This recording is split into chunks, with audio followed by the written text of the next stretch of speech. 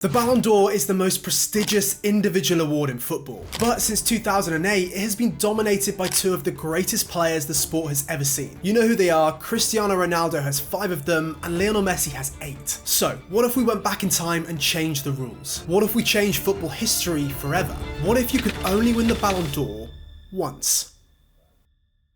Today, I'm going to go back in time and re-award the Ballon d'Or based on the voting from each year in a new football universe where you can only win it once. And that means 12 new winners. 9 of them will be legends of the game that you will probably recognise and remember straight away, but keep an eye out for the 3 most surprising winners in 2012, 2016, and especially, and I mean especially, 2021. First up though, we're heading back to 2010. In this new universe, Cristiano Ronaldo has already won his first and only Ballon d'Or in 2008, and Lionel Messi did the same in 2009. That means with them out of the picture, it goes to a new man who actually came second in the real voting that year. Of course, 2010 was a World Cup year held in South Africa. Spain took home the title after beating the Netherlands in the final after extra time, and who could forget the man that scored the winning goal? A Fernando Torres cross found its way to Cesc Fabregas, who passed it on to Andres Iniesta as he smashed it beyond Stecklenburg in goal, giving Spain their first ever World Cup. One of the best midfielders of his generation, Iniesta was an integral part of the Spanish football revolution that swept across Europe between 2008 and 2012. He wasn't as much of a key player for Barcelona that year, with Xavi, Busquets and of course Messi playing more important roles in their league winning campaign. But that goal in Johannesburg was maybe his most iconic moment and worthy of a Ballon d'Or, because we all know how heavily weighted international football is in the voting. Anyway, that means he is our first new winner in the video, and it also means he can't win it again, which will have a major knock-on effect in 2012 when we get our first surprise winner.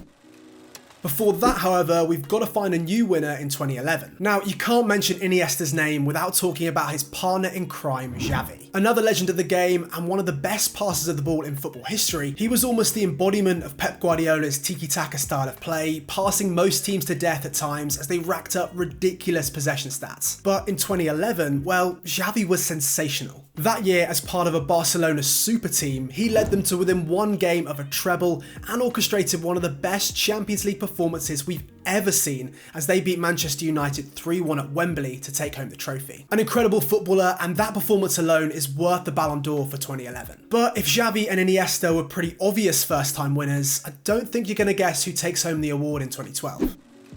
This was an interesting year for football. Spain continued their dominance at international level by winning the Euros again. Chelsea shocked the world by beating Bayern Munich in their own backyard in the Champions League final. And a certain Radamel Falcao had a breakout season. He had just moved from Porto to Atletico Madrid for a club record 40 million euros. And while scoring 36 goals during the season, he became the first ever player to win back-to-back Europa Leagues with different clubs. A devastating finisher and lethal in the air too. Despite being just 5'10", he was widely considered as the best striker in the world back then. He played so well that year that I think there were rumours Roman Abramovich tried to buy him at half-time of the UEFA Super Cup after he scored a first-half hat-trick to beat Chelsea 4-1. At the time, Spanish newspaper Marca also called him the best transfer of the 21st century. He may have come 5th in the actual Ballon d'Or vote for 2012, but with my rule change, everyone else ahead of him has already won it, meaning he becomes the first Colombian to win the award.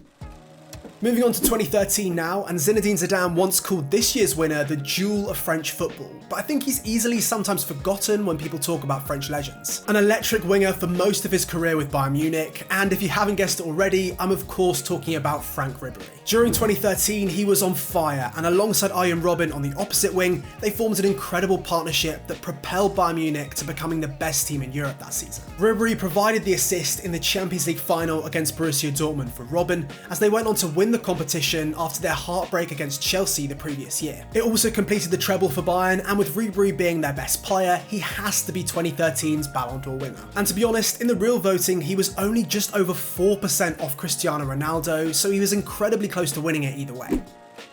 The goalkeeper is probably the most underrated position in football. They very rarely get the plaudits they truly deserve. I mean, to this day, Lev Yashin is the only keeper to have won the Ballon d'Or, and that happened all the way back in 1963. And I know now there's an actual award named after Yashin given to the best keeper every year, but in a world where you can only win the Ballon d'Or once, goalkeepers are finally getting rewarded for their performances with this award, which means 2014's trophy is heading to Manuel Neuer. I don't think it's crazy to say he revolutionised the position, not only with his consistently world-class shot stopping, but also with his ability to be a sweeper keeper, with a ridiculous amount of confidence in his own abilities. There's so many highlights of him standing almost at the halfway line, basically acting as a centre-back, intercepting passes and preventing dangerous counter-attacks before they even got going. Obviously, that year he was part of the Germany team that won the World Cup, and he also won the Golden Glove as the tournament's best goalkeeper. So there's no doubt he deserves 2014's Ballon d'Or. 2015 was a very special time for Spanish football. It was a time when La Liga's two biggest clubs were defined by their front threes. Real Madrid had BBC, Benzema, Bale and Cristiano Ronaldo, whilst Barcelona had MSN, Messi, Suarez and 2015's new Ballon d'Or winner, Neymar. After his pretty unsuccessful move to PSG and the fact he now plays back at his boyhood club Santos via a pretty unsuccessful stint in Saudi Arabia, I sometimes forget just how good this guy was at Barcelona. And in 2015 in particular, he was just insane. Barca won the treble and Neymar got 39 goals, while scoring in the Champions League quarters, semis and the final against Juventus. Everything he did that year pointed towards him being the natural successor to Messi and Ronaldo, breaking their dominance at the top of the game. I know it never really worked out that way, but winning the Ballon d'Or because of this new rule change is nothing less than he deserves for his performances that year. And I also just want to add one more insane stat for you. Messi, Neymar and Suarez got a combined 122 goals that year, a Spanish football record. But they then went on to beat it the following year with 131 goals. Just unbelievable. We've now arrived at our second surprise winner of this video, and it's also the second Frenchman to benefit from our Ballon d'Or rule change. Originally coming third in the voting behind Messi and Ronaldo, 2016's award goes to Antoine Griezmann. Now look, this guy is a coach's dream, with the versatility to play across the forward line, but also with the ability to drop deep and do a job in midfield like he's done on so many occasions for France. At the time, he was in his first stint at Atletico Madrid and emerging as one of the best players in La Liga and the world, scoring 22 times in the league and getting crucial goals against Barcelona and Bayern Munich, helping Atletico reach the Champions League final. His season did end in heartbreak though, with Atletico dramatically losing to rivals Real Madrid in the Champions League final, and France also losing to Portugal in the final of their home Euros too. But for Griezmann, he was the top scorer in the tournament and named the best player too. And as I said earlier, we all know how heavily weighted these international competitions are when it comes to the voting. So it shouldn't really be a surprise to see him take 2016's Ballon d'Or. That's two of our shock winners done, with just 2021 left, and out of all these new winners, that year shocked me the most by far. Before then though, we've got a few years of winners to get through, starting in 2017. Now you might have thought Manuel Neuer would be the only goalkeeper in this video to receive the Ballon d'Or, but you'd be wrong, because in 2017 it goes to arguably an even better goalkeeper than Neuer, and that's Italian legend Gigi Buffon. He actually came a very close second back in 2006 after he won the World Cup with Italy, so to still be this close to winning the award outright 11 years later at the age of 39 is pretty incredible. He led Juve to their 6th straight Scudetto alongside the Coppa Italia, whilst being part of the best defence in Europe that season. His Champions League run would also be world class, conceding just 3 goals in 12 games in the lead up to the final. Like Griezmann, although he may have lost that final against Real Madrid, meaning he never got his hands on that elusive Champions League trophy during his career, he was named the tournament's best goalkeeper. Overall, Buffon was a truly legendary goalkeeper with incredible longevity, deserving of a Ballon d'Or in a world where players can only win it once. We're skipping ahead to 2019 now, as we all know that Luka Modric won it fair and square back in 2018 after he put in some incredible performances for Real Madrid and for Croatia at the World Cup in Russia. But if I said goalkeepers were underappreciated earlier in the video when it comes to the Ballon d'Or, 2019 sees an even rarer victory, with the award finally going to a defender. That defender is, of course, Virgil van Dijk. He only missed out on the actual award to Leo Messi by 7 votes, which from what I can see is easily the closest between first and second from the last 30 years. But what a year 2019 was for Van Dijk. He was man of the match in the Champions League final as Liverpool beat Spurs, he won the PFA Player of the Year award, and he was also UEFA's Player of the Year too. I don't think it's crazy to say that he is in the conversation for being the greatest defender in Premier League history too, but I'll let you guys argue about that in the comments. Anyway, after that incredible year back in 2019, he becomes the first defender since Fabio Cannavaro in 2006 to receive the Ballon d'Or.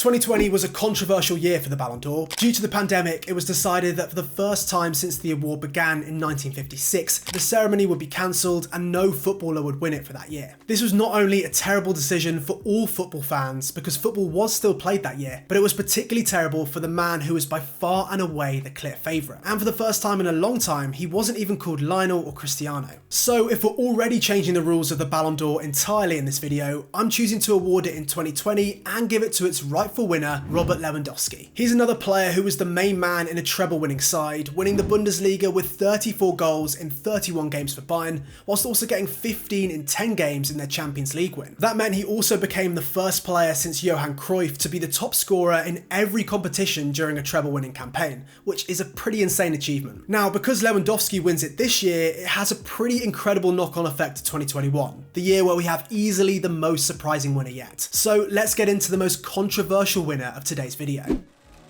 There are plenty of players in world football that divide opinion between fans, but very rarely is there a player that is so divisive even his own fans can't make their mind up about him. I can't think of a player who fits this description as much as Jorginho. Brought to be a key player at Chelsea under manager Maurizio Sarri, he never really became a fan favourite at the club. But fast forward to 2021, and whatever anyone says, he was one of the main reasons Chelsea won the Champions League, and he went on to complete a club and country European double when he helped Italy take home the Euros against England. That year he came third in the Ballon d'Or vote behind Messi and Lewandowski, but with my rule change, it's Jorginho, yeah, Jorginho, who wins the award. I can just imagine the outrage if that actually happened.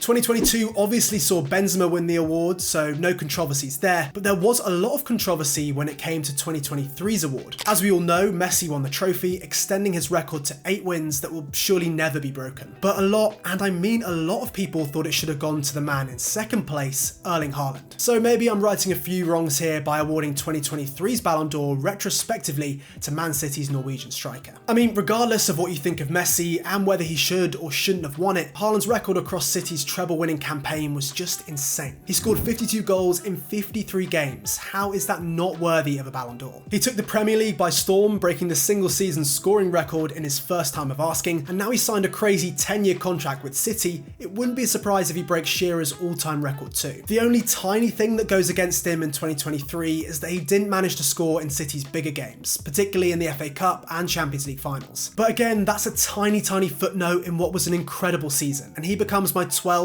and final new Ballon d'Or winner. If you enjoyed this video, give it a like and let me know who you think is the best player to have never won a Ballon d'Or. And if you've got this far, don't forget to subscribe. We are so close to 100,000 subscribers. See you next time.